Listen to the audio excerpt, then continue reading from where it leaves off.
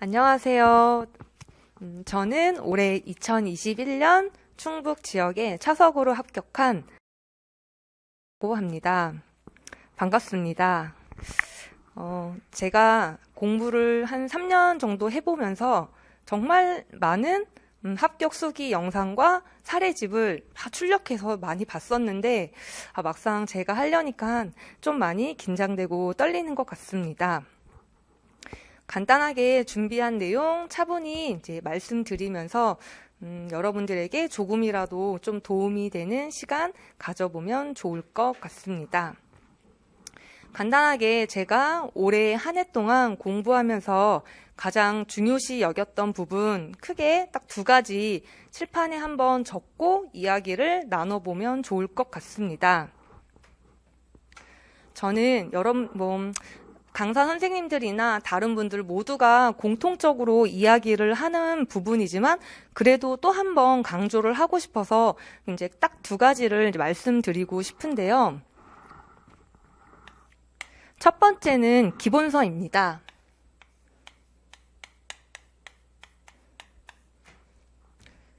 그리고 2번째는 기출문제인데요. 여기에 크게 한 가지를 더 추가를 한다라고 하면은 많은 분들이 요새 계속 관심 있으신 교과서 분석이나 이거는 흰색으로 작성하겠습니다. 교과서나 용어사전 그리고 필독서 같은 게 있겠네요.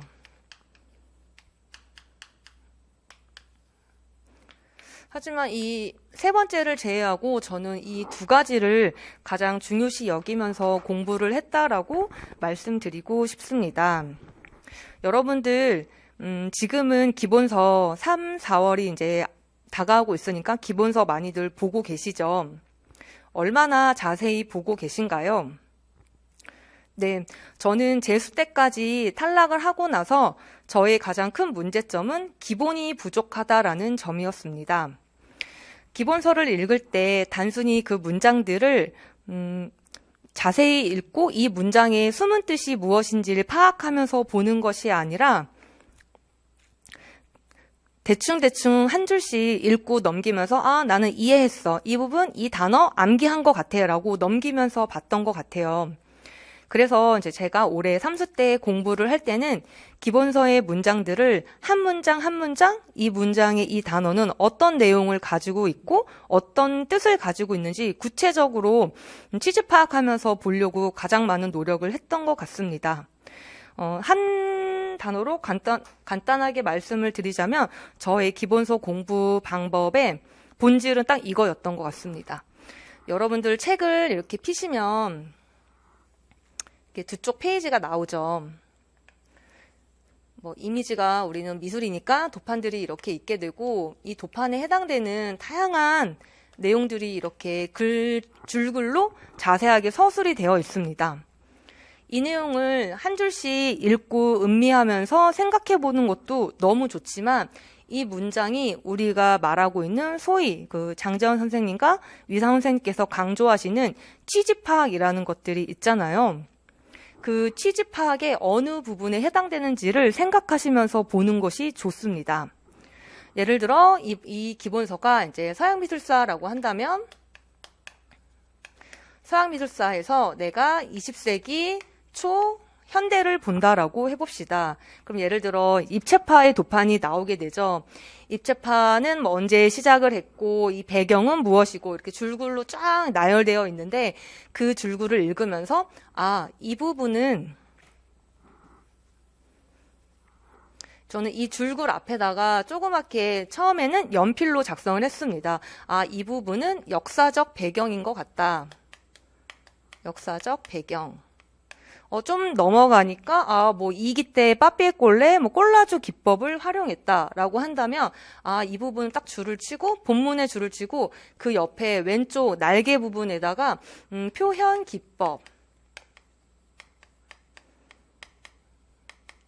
이런 식으로 모든 본문의 내용 중에서 이거는 어떻게 하면 문제화가 될 수 있겠다라는 취지 파악 요소들을 다 하나씩 작성하면서 책을 정말 면밀하게 꼼꼼히 읽어나가는 시간을 가져보았습니다. 이렇게 하게 되고 나면은 처음에 3, 4월에는 제가 적었던 옆에 취지 파악 이런 문구들이 그때 당시에는 맞다라고 생각이 드는데 또 5, 6월 달에 문풀을 듣고 7, 8월 달에 다시 한번 회독을 하면서 볼 때 이때는 내가 취지 파악을 잘못했구나라는 것을 깨닫게 될 수가 있어요. 그때는 이제 처음에는 그래서 일부러 이런 것들을 이제 샤프 같이 이제 지워질 수 있는 것들로 작성을 하고 이후에는 이제 한 7, 8월, 이제 9, 10월쯤 되면서 제 지식이 면밀하게 딱 정리가 될 때쯤에는 다시 볼펜으로 작성을 하면서 정확히 이 책의 이 부분은 역사적 배경이고 이 부분은 표현 기법이다라는 것들을 딱 머릿속에 각인시키면서 자연스럽게 암기를 했던 것 같습니다. 이렇게 기본서를 이제 단권화하면서 저만의 이제 취지파 이제 문구들을 만들어 나가다 보니까 문풀을 풀 때도 뭐 예를 들어서 입체파의 역사적 배경을 물어본다 하면은 저는 기본서에 딱 그 문장이 바로바로 떠오르더라고요. 그래서 놓치지 않고 저의 지식을 정교하게 다시 적어낼 수 있는 그런 방법이 되었던 것 같습니다. 개인적으로 기본서를 활용하기 좀 어려워하시고 어떻게 해야 될지 모르겠다. 서브노트 만들까 말까 고민하시는 분들이 계신다면 그런데 시간을 허비하지 않으시고 기본서를 이렇게 자세하게 활용하시는 것을 저는 추천드리고 싶습니다. 두 번째는 이제 기출문제입니다. 기출문제 너무 중요한 거 다들 잘 알고 계시죠? 모든 강사 선생님들 그리고 다른 합격한 선배 교사 선생님들께서도 모두 다 중요하다라고 이야기를 합니다. 그래서 저 역시 기출문제가 재수 때까지도 중요하다라는 것은 알고 있었지만 이거를 그래서 어떻게 뭐 해야 될지는 좀 감이 아직까지 잘 잡히지 않는 상태였었어요. 그래서 저는 이제 기출문제를 이제 분석을 시작한 거는 5, 6월 달에 우리 미상 문제풀이 시작하면서부터 본격적인 기출문제를 분석했다라고 말씀드릴 수 있을 것 같습니다. 여러분들이 이제 5, 6월 달 문제를 이제 풀어보시면은 저희가 이렇게 장지연 선생님께서 혼자 강의하시면서 정말 좋은 문제들을 많이 출제를 해주세요. 저는 우리가 시험 사이즈가 B4 사이즈였었죠. 그 B4 사이즈를 이제 시험지를 다 풀고 난 다음에 A4로 축소 복사하여서 이렇게 깔끔하게 한 권으로 담거나 하였습니다. 5, 6월 달 문제의 특징은 가장 적중이 많이 된다. 그 이유는 당연히 기출문제를 변형한 문제들이 가장 많기 때문이라고 생각을 해요. 그래서 장지연 선생님께서도 순서를 이렇게 말씀해 주시잖아요. 예를 들어서 2016년 논술 문제가 이렇게 출제된 것이 있다면 이것을 풀이해 주신 다음에 그 다음에 이거를 이제 변형한 문제를 함께 이렇게 출제를 해 주십니다. 그래서 저는 이때 5, 6월 문제를 풀면서 장지연 선생님께서 설명해 주신 이 기출문제에 대한 풀이를 이렇게 수업을 들으면서 제가 필기를 하면서 요약을 하기도 하지만 이 기출문제에 대한 저만의 모범 답안을 정리를 해보는 시간을 좀 가져봤습니다. 저는 이 5, 6월 달에 기출문제 정리하는 시간을 좀 모든 분들에게 소수든 재수든 뭐 장수 그 이상의 공부를 오래 하고 계시는 선생님들이 계시다면 모두에게 이것을 추천해 드리고 싶어요. 예를 들어서 저는 이제 5, 6월 달 문제, 이제 기출 문제를 수업 시간에 들으면은 그날 다시 한번 내가 틀린 문제를 여기 앉아서 저희는 직강을 나왔었거든요. 직강 저 끝에 자리에 앉아서 그거를 다시 한번 답지를 이제 보면서 따라 적어보면서 키워드가 뭔지 맞춰봤었고요. 집에 가서는 그 기출 문제에 해당하는 모범 답안을 저만의 이제 답안으로 이제 만들어서 쓰기 시작했습니다. 이때 그냥 아무것도 보지 않고 무작정 답을 쓰려고 하면은 좀 어렵고 힘들 수 있기 때문에 이 내용, 이 영역에 해당하는 기본서, 뭐 필독서, 용어사전, 뭐 네이버 지식 백과사전 이런 것들을 모두 다 찾아보면서 저는 한 문제에 대한 모범 답안을 쓸 때 한 하루에 4시간 정도를 썼던 것 같습니다. 어떤 문제는 빨리 끝나지만 어떤 거는 정말 감이 오지 않아서 뭐 한 이틀까지 끌고 간 적도 있었고요. 그래서 이 문제에 대한 그 모범 답안이 만들어지고 나면은 그거에 대해서 이제 이 기출문제에 해당하는 이 기출문제를 파생시켜서 이게 다음번에는 어떤 식으로 변형해서 파생돼서 출제될 수 있겠다라는 것까지 문제를 만들고 그 문제를 혼자서 또 답을 적어보기 시작했습니다.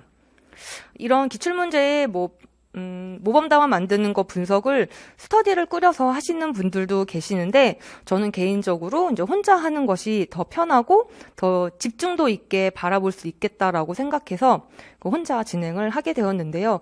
혹시 스터디를 꼭 장의존적인 성향이시거나 스터디 구성원들과 너무 합이 잘 맞아서 그렇게 진행하고 싶으신 분들은 그렇게 똑같이 스터디원들끼리 문제를 나눠서 한번 작성해 보시는 것도 추천드리고 싶습니다.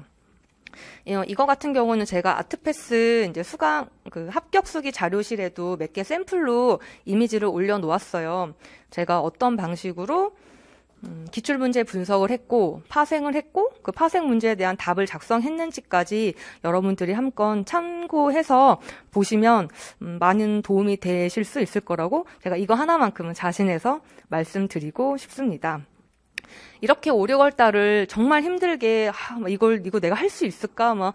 이거 기출문제 진짜 답도 모르겠고 관점도 모르겠고 출제자의 의도도 모르겠다라는 생각을 하면서 작성을 했었는데 그렇게 5, 6월 달이 끝나고 나니까 저는 기출문제에 대해서 중요한 기출문제는 이미 다 완전 습득을 하고 있었고 그에 대한 키워드가 머릿속에 팍팍 떠오르게 되는 이제 시점이 딱 7월 첫째 주였던 것 같습니다.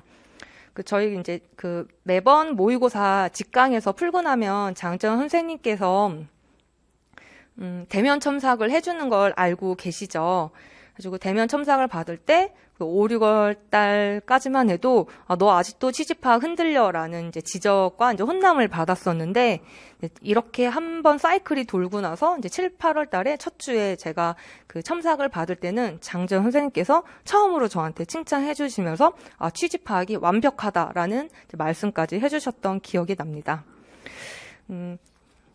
이렇게 해서 이제 5, 6월 달을 이제 보내게 되고요. 9, 10, 10월로 가게 되면은 이제 다시 한번 이제 기본서로 가서 똑같은 방식으로 이제 제가 표시해 놨던 이런 이제 취지에 해당하는 기본서의 이제 문구들을 이제 중요한 부분만 형광펜으로 체크하면서 이제 자세히 또 읽어보는 시간을 가졌던 것 같습니다. 세 번째로는 이제 여러분들 많이들 보시는 교과서, 용어사전, 필독서 이런 부분들이 있는데요. 사실 용어사전과 필독서 같은 경우에는 굳이 시간을 내서 또 보셔도 좋지만 그렇게 본다면 너무 이제 시간 낭비가 심하다라는 생각이 저는 좀 들었습니다. 그래서 이 두 가지는 이제 5, 6월 달에 이제 기출문제를 분석을 하면서 함께 이제 자연스럽게 그 기출문제에 해당하는 영역들을 이렇게 보시는 것을 추천드리고 싶고요. 교과서 같은 경우에는 도판 분석을 할 때 활용하시면 상당히 용이하실 것 같습니다. 저는 이제 삼수였고 이제 너무 이제 자꾸 1차 합격을 한 번도 못 해봤던 상황이었기 때문에 중간에 좀 우울증, 좀 나태함, 권태감 이런 것들이 좀 많이 찾아왔었습니다. 그래서 공부가 너무나도 하기 싫은 이제 주말 저녁을 이용해서 교과서 이제 전화 스터디를 진행을 했었는데요. 마찬가지로 좀 이렇게 오래 공부하신 선생님과 이제 둘이서 일요일 저녁 10시부터 12시까지 2시간 동안 교과서 스터디를 진행을 했습니다. 이 방법이 저는 상당히 많이 의미 있고 도움이 되어서 여러분들에게 간단하게 좀 소개를 해보고 싶은데요. 교과서 스터디를 할 때 도판 분석도 역시나 취집파악을 또 1순위로 두면서 보았던 것 같습니다. 예를 들어서 한번 설명을 드려볼게요. 교과서가 저희가 이렇게 요즘엔 PDF로도 많이들 보시죠. 이렇게 펼치면은 뭐 다양한 도판들이 이렇게 나와 있고 이 교과서의 챕터, 즉 이제 제재가 무엇인지 위에 나오게 됩니다. 예를 들어서 사회참여 미술이다.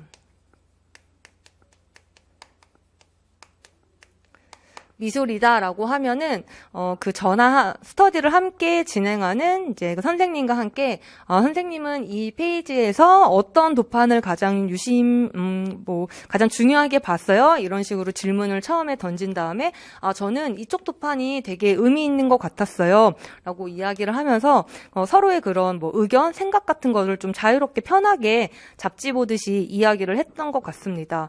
왜요? 라고 물어보면은 이 페이지에 제재는 사회참여 미술인데 이 도판이 정말 사회에 어떻게 참여하는지를 구체적으로 잘 나타내고 있는 것 같아요 라고 이야기를 하고, 그렇다면 이 도판을 한번 분석해 보기 시작했습니다. 이 도판의 표현 기법은 무엇일까요? 표현 방법은 무엇일까요? 그렇다면 이 오브제는 무엇일까요? 이런 식으로 장재원 선생님께서 맨날 얘기하고 계시는 그런 취집학의 목록표를 만들어서 이 도판을 한 번씩 이제 읽어나가는 시간을 가졌던 것 같습니다. 그래서 많게는 일주일에 한 권, 그리고 도판이 좀 좋고 이제 의미 있는 교과서다라고 하면은 한 권을 거의 2주에 걸쳐서 볼 정도로 도판 읽는 연습과 교과서를 좀 의미 있게 디테일하게 볼 수 있는 시간을 가졌던 것 같습니다. 그 덕분에 이제 시험을 볼 때도 도판을 대충 보는 것이 아니고 도판을 좀 분석하고 이제 그림을 읽어내는데 좀 도움을 많이 받아서 이 부분도 역시 좀 추천드리고 싶은 공부 방법 중에 하나인 것 같습니다. 그리고 이제 마지막으로 이제 우리가 이제 공부법에 대해서도 많이들 고민이 많으시죠. 저는 재수 때까지 탈락을 하고 난 뒤에 탈락을 하고 난 뒤에 제가 완전한 저만의 공부법을 가지고 있지 못하다라는 생각을 가졌습니다. 그래서 공부법에 대해서 정말 많은 고민을 했는데, 제가 이제 합격수기 이제 아트패스 자료에도 올려놓았듯이 저는 첫 번째는 장재원 선생님의 이제 복습법, 이거를 정말 많이 이제 저의 이제 뼈대로 두었고요. 두 번째는 유튜브 지금 스타가 되신 이윤규 변호사님의 공부법 영상과 책을 참고해서 공부를 진행했습니다. 거기서 이제 얘기해 주신 게, 그날 하루가 이제 하루의 공부가 끝나고 난 뒤에 이제 복습법에 대해서 말씀을 해 주셨는데요. 저 같은 경우는 이제 너무 게으르고 복습하는 게 너무 귀찮아서 재수 때까지는 복습을 잘 안 했던 것 같습니다. 그래서 이제 그런 부분을 이제 좀 습관을 고치고자 그날 내가 기본서를 열심히 읽고 난 뒤 중요하다라고 생각하는 이제 부분의 포인트들을 이제 하나하나 이제 문제 포인트만 작성을 해서 이렇게 포스트잇에 적어놨었습니다. 제가 이제 올해 최종 합격을 하고 난 뒤에 벽에 정말 많은 포스트잇들이 붙어 있었는데, 이제 그것들을 띄어서 이렇게 노트에 이제 붙여서 오느라 지금은 좀 이렇게 정신없이 이제 정리가 되어 있는데요. 저는 이제 교육학도 그렇고 전공도 그렇고 하루의 공부가 끝나고 난 뒤 내가 공부한 포인트들을 이제 문제화시켜서, 예를 들면 야스파의 배경 2가지 이렇게 표시해 놓고, 야스파의 미술사적 의의 2가지 이렇게 표시해 놓고, 공부 다 끝나고 책을 덮은 다음에 자기 전에 이제 적은 포스트잇을 벽에 붙여 놓고 벽을 보면서 저게 뭐였지? 기본서에 어느 위치에 있었지? 라고 좀 생각하는 시간, 길지 않고 한 10분 정도만 가져봤던 것 같습니다. 그렇게 해서 이제 잠들고 아침에 일어나자마자 이제 새로운 다음날 공부를 시작하기 전에 어제 제가 붙여놨던 포스트잇 있잖아요. 그거를 다시 한번 보면서 외면하고 싶어도 바로 눈앞에 벽이 붙어있기 때문에 어쩔 수 없이 보게 되더라고요. 그래서 그 포스트잇을 다시 한번 보면서 어제 배웠던 거 이거였었지. 이거 다시 한번 답을 떠올려보고, 근데 불과 어제 저녁에 본 건데도 또 떠오르지 않는다면 다시 한번 기본서를 찾아보면서 찾아보고 맞다, 이 단어였지, 키워드가 이거였지라고 체크하면서 이제 체크하고 그 다음에 이제 그 다음날 공부를 이어 나가면서 했던 것 같습니다. 이거 역시 이제 교육학 전공 모두 이제 공부할 때 저만의 이제 에빙하우스의 망각 곡선을 줄여 나갈 수 있는 방법이라고 생각을 해서 여러분들에게 좀 추천해 드리고 싶습니다. 저의 합격 수기 영상, 즉 이제 공부법은 이제 이 정도로 마무리를 하고요. 좀 부끄럽고 이제 별다른 큰 엄청난 큰 팁을 드린 것 같다라는 생각은 좀 부족한 것 같습니다. 혹시 또 궁금한 사항이 있으시거나 질문 사항이 있으시면 제가 아트패스 이제 합격수기 자료 게시판에 제 메일 주소를 남겨놓을 테니 그쪽으로 연락 주시면 언제라도 꼭 제가 답변해 드리는 걸로 하겠습니다. 이상입니다. 감사합니다.